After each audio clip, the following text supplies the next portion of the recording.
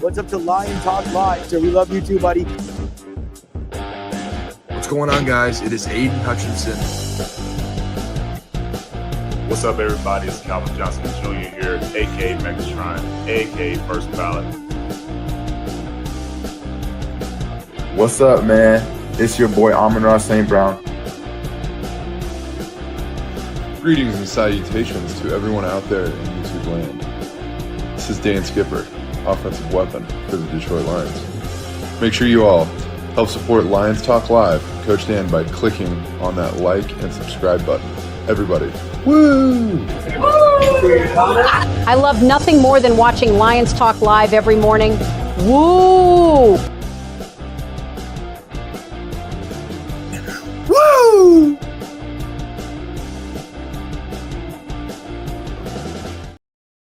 All right, well, greetings and salutations to everybody out there in YouTube land. I am your host once again, Dan Thornton, and I want to thank you all for joining us here today. Hey, it's just before noon Eastern Standard Time, and we've got some news updates. We know that training camp, the first opening part of it, just came to a conclusion as far as guys on the field, everything in between. We know that, hey, Enos Rakestraw suffered a little bit of a chest injury. We'll get further details, I'm sure, throughout the day on that, maybe tomorrow for the morning show. We also know, hey, there's a big statement made by the Detroit Lions in regards to the offensive line. We'll get to that momentarily. And then we had to even just momentarily, while the opening credits were rolling, change the thumbnail for this because we got some real big updates on Hendon Hooker.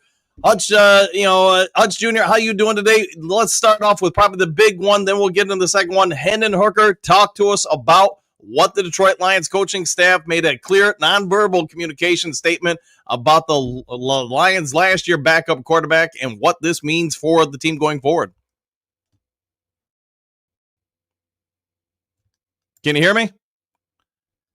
All right, we were maybe having some connection issues with Kip Jr., so Hutch Jr. So Superfan, he'll catch up with it. Can you hear me? All right, he's got a bad connection. We'll try to have you catch up. For those who don't know, Hendon Hooker, can you hear us, Hutch Jr.? Yeah, I can hear you. Can you hear me? All right. Talk to us about Hendon Hooker and what the Lions coaching staff did with him the first day of training camp. Yeah, so if people do not know, it sounds like Hendon Hooker started the all-important day one of training camp as the third string. As most of you know, we only have 3 quarterbacks on the roster. One of them is obviously our starter, Jared Goff. The other one is a Kyle Allen, who has been a quarterback that has been thrown around the league for a while. So this is not high hopes for Hendon Hooker. This is not where he wanted to start. That's not saying he's going to start at third string, but starting behind him day one of training camp is not a good look for a guy that the Lions spent a lot of draft capital on getting this guy. You know, we all get it. This kid's got some abilities. He's got some athleticism. He's got a rocket arm, big dude, the whole shebang-a-bang. You know, a more mature, younger quarterback in the league as far as, his age. Obviously, he's a little bit older, but that maturity doesn't seem to be working out for him. There were a lot of fans that had questions last year, as you know, Hutch Jr., with the playoffs. They brought in Teddy Bridgewater, 2 gloves, made him the backup quarterback for the playoffs. Does this statement, the fact that Hendon is now the number 3 person on the depth chart, kind of a damning statement against Hendon Hooker? I think you would have to say, yeah. I mean, I don't know how many more opportunities this guy is going to get. I think this preseason is kind of his towing tail. I would not be shocked if it's a Kyle Allen, Hendon Hooker, just preseason. Probably Hall of Fame game. You're probably going to see Hendon Hooker with a lot of these players. And I mean, we're at a point now where I think Brad Holmes not only now has to invest in the D-line with the injury news, he has to physically go out and find a backup quarterback. God forbid if Jared Goff were to ever go down, this team would be – I mean, we wouldn't win games. I mean, your quarterback is one of your most important pieces on the roster, and to say that your all-important backup quarterback that you spent high draft capital is behind basically a throw-around quarterback that's been all over the place is not a good look for just Detroit, but Hendon Hooker as a whole. Let's also talk about the second part of things that really came out of training camp. We've been speculating some time that perhaps Ratledge would be brought in, be the heir apparent to Frank Ragnow. I went on a little bit of a chat with some people on a show, I want to say about 2 days ago. My opinion as a coach, you make the move, make him the center. If that is your long-term plan for Tate Ratledge, right off the bat, opening day, don't mess around. Don't make him a guard for a year, then move him over to center. Get him in there and get him every rep possible. Day one of training camp, what did the Detroit Lions coaching staff do with Ratledge?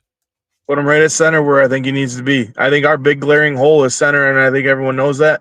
I know I've kind of talked to a bunch of people and listened to a bunch of talk shows. I think even Booner and those guys have brought it up just on Crunch Time and, with the doc and all these guys. But there's been kind of rumors that maybe they'll throw Glasgow in there at center for the starting and then kind of put Ratledge in there. But I'm with you, man. Like if this is your goal, like why not just put him in there, get him the reps that he needs, and don't waste any time. This is the plan A. This was your plan. Because they had information that Ragnow was going to retire, so they drafted Ratledge for a reason. The guy was a stud at Georgia. You can go back and watch his. You can go back and watch his tape. He was a stud guard at Georgia. But yeah, no, this is what I figured they were going to do. I think they should keep it. I don't think they should move him. And why not get him snaps now? I wouldn't even mind him playing preseason and getting meaningful snaps with some of the quarterbacks. I know it's not going to be Jared Goff. Maybe they give Jared Goff a drive or whatever. Who knows? I don't know what the plans are for preseason games, whatever. But getting Ratledge these snaps is going to only help him come regular season times because that's when it's going to matter. Yeah, and I agree with you. I mean, and I can only speak for everybody watching. I can only speak from my time as a coach. This is going to be my 36th year coaching. And hey, if your long-term plan is to have player A, and I don't care what sport it is, become something, let them just do it from the get-go. They're going to fall. They're going to trip. They're going to make mistakes at every level, but speed up that learning curve. I like the fact that, we seem to be clearly saying that Chris Mahogany is going to be one guard. Maybe, I mean, who knows who's going to be the other guard? I would assume Glasgow is going to win out because of his leadership, his veteran presence, this, that, and the other thing. But Ratledge, he's a massive human being. He's got a mean streak in him. I think he would be an ideal replacement, like you said, Hutch Jr., as far as replacing Frank the Tank Ragnow. Going forward, one more question for you before we get out of here. Adams doesn't sound like he really did a great job in OTAs. The team wasn't sold on him. Hendon Hooker was behind Adams from a lot of reports. Today's actions, day one of training camp, seems to corroborate that. Do you think the Detroit Lions need to go out and re-sign Teddy Bridgewater or find somebody else to be the backup to the quarterback, to Jared Goff? Yeah. And I mean, it's not disappointing to say. I mean, it sucks that Hendon's not working out. I mean, he's had some highlights, but it's to a point now where you're a Super Bowl window team and you need a backup. Teddy Bridgewater, unfortunately, is not coaching football right now. Everyone probably knows that of his stupid thing that he got suspended for, which he shouldn't have been suspended. But, I think it was a talling tale, like you said, when we were literally going into the playoffs and they brought Teddy back into the game. He just got done coaching a high school football championship, and he was on the field like the next week playing for the Detroit Lions in a playoff game. So I mean, it's just it sucks for Hendon, but it's the job, man. You got to take advantage of the moment you get, or you're just without a job, and it sucks because Hendon was. I remember watching that college year, and before he tore his ACL, he was one, if not going to be a top 10 pick. And I just don't know if he just never recovered from it, if he's scared, if he was blanketed by just skill players. We don't know. But his time just hasn't worked out in Detroit, and it sucks. Because I think him and there's going to be some other players I think that next year won't be on this team that Brad Holmes has drafted. And it just sucks. You got to stay healthy. The best availability is being healthy. And, Hendon has been for most part, but there has been some injuries and stuff like that. And he hasn't seized the opportunity like I think the Lions have wanted him to do.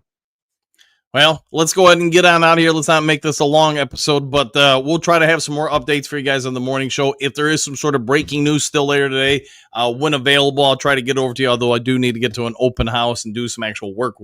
Hey, Hutch Jr., why don't you go ahead and give yourself a shout out to everybody where they can find you, support your efforts, and everything you do for the Lions fan base. As always, man, you guys can find me on Twitter, Superfan Hutch. I am on there with all the training camp news.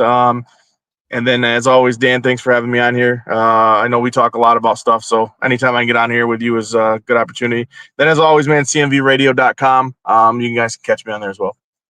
All right, guys, if you would be so kind before checking out, hit the subscribe button, hit the like button, maybe hit the notification buttons. We're in the big part of the year where we know training camp and everything be leading up to the regular season. There will be news, information that pops up randomly throughout the day. I'll do my best. It just will Hutch Jr. and everybody else in the Lions fan base on YouTube and other platforms try to keep you up to date. So hit those buttons, and we'll see you guys all in the next Lions Talk Live. Take care, everybody.